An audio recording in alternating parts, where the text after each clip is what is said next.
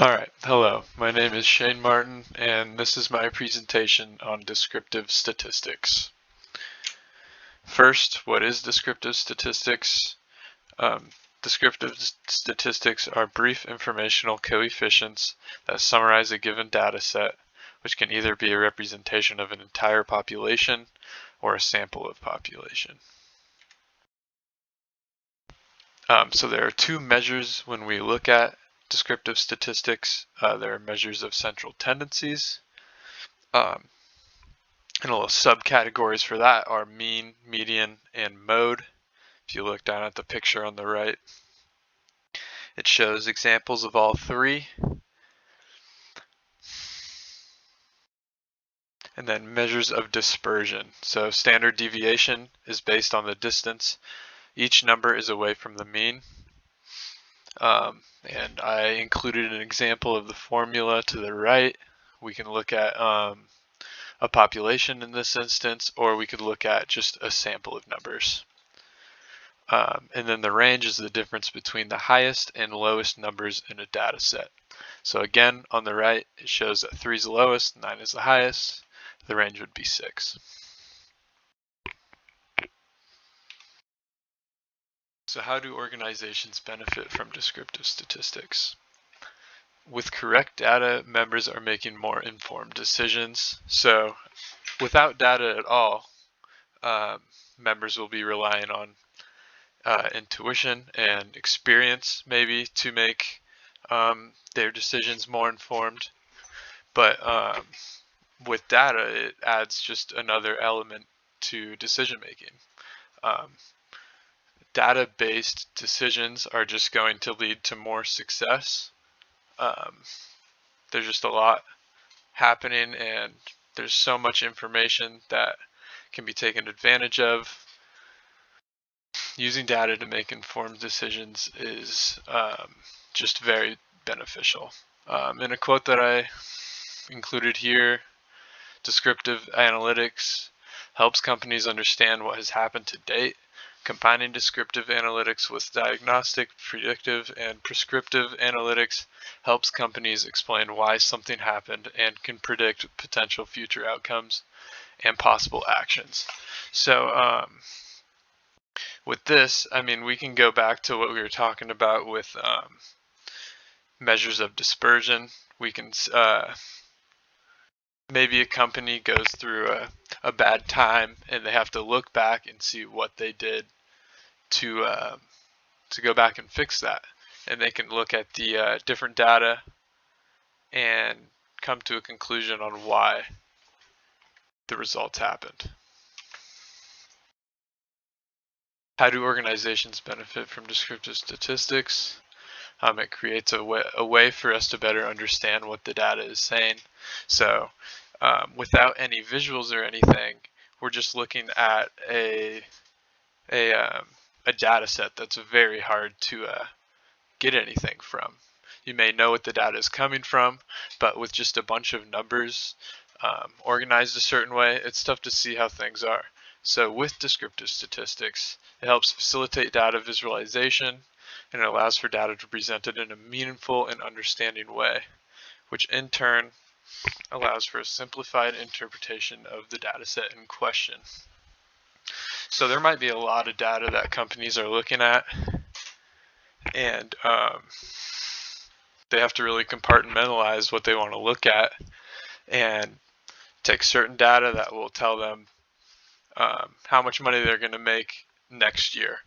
And then they're going to have certain people looking at what kind of products are going to be making amount of money and how much they need to be spending. There's just a lot of data to be looking at. So one job in descriptive statistics is categorizing it and setting it up visually that people can understand it well.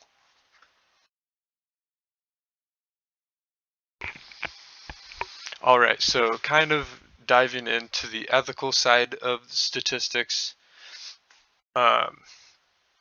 Descriptive statistics involves interpreting data, like I said, and creating visuals to represent that data. But because there's so much data, people can take certain data that will represent one thing, but when you take it as a whole, it represents something completely different. So people can do this for many different ways. It could be intentional, it can be non-intentional, but the moral of the story is just avoid misleading results. Try to aim for what the data is telling you. Try to interpret it how it is given to you. And the quote here is for an example.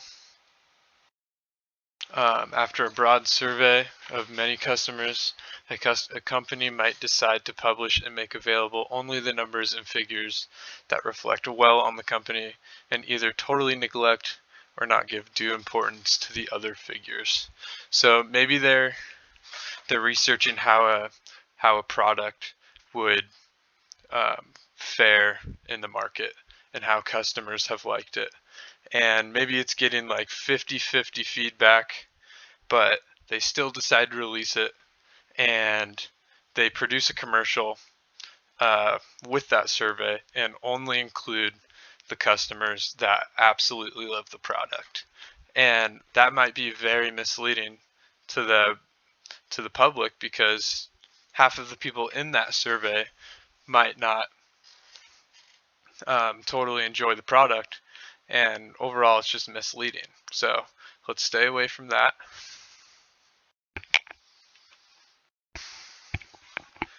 The next ethical dilemma we need to avoid in statistics and data is just ensuring data privacy. So while we're looking at all these different things, we may be taking data from our customers and seeing how that works, so we can boost engagement and everything like that. And we need to make sure that when we're collecting data from customers, that is our main priority, to keep it secure and safe and just between us and them. Ethical problems are just sure to arise if you aren't focused on that. Hackers are out to get whatever they can, and an example of this is there was a server exploit from Equifax, and over 140 people got their credit reports stolen from Equifax. Due to that, Equifax got a fine of about $575 million. I mean, credit reports is one of those things that you just can't have leak out to the public. Financial statements, credit card numbers, maybe even social security card numbers in there. Like, when companies are dealing with very private information, they need to make that an absolute priority, that they are securing that, because that is their reputation on the line. As soon as that's gone, you lose all customer trust. Lastly, for ethical dilemmas would be population bias. So when we're looking at data, looking at surveys, doing all of this, we need to focus on trying to represent everyone fairly. So I included a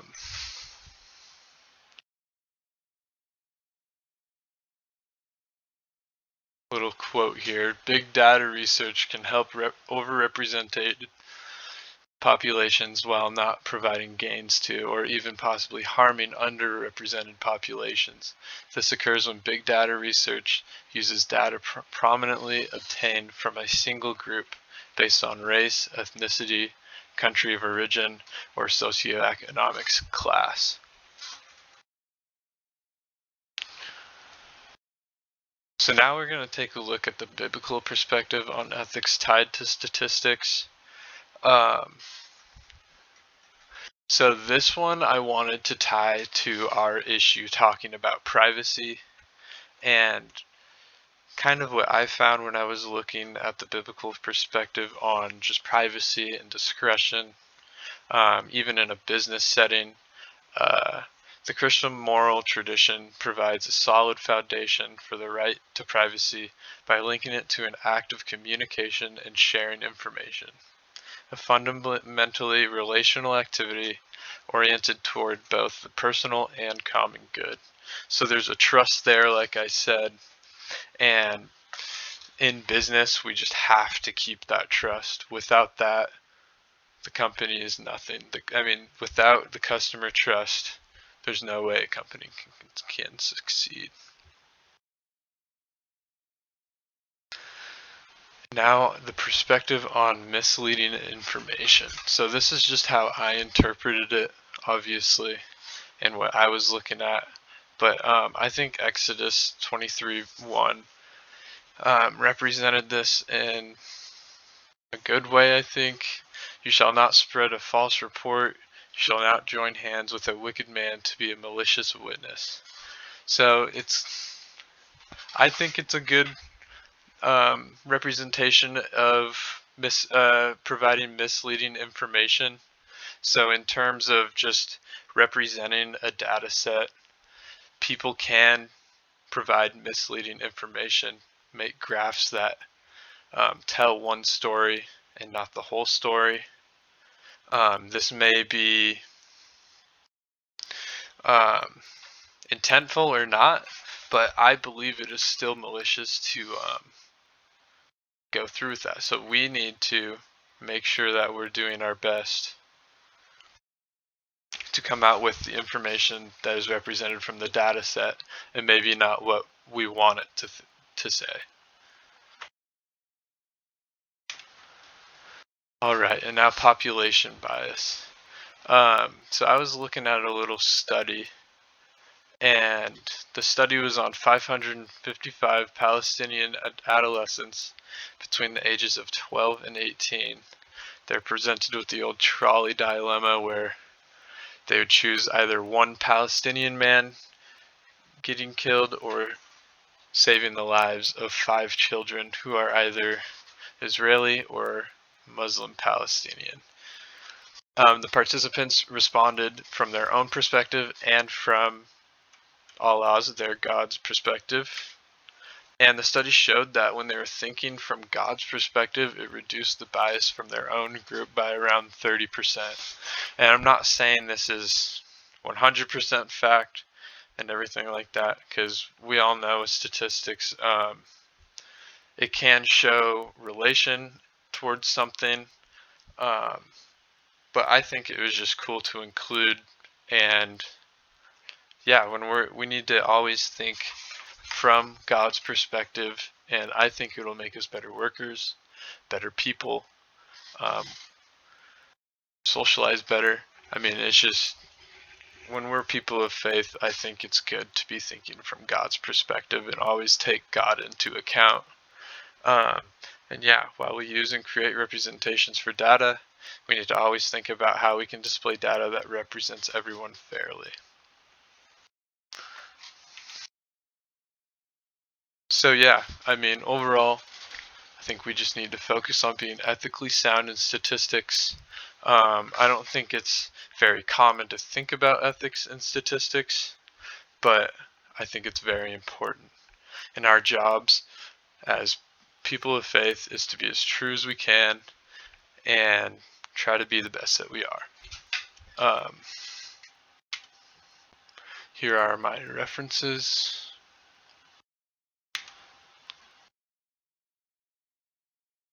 Thank you.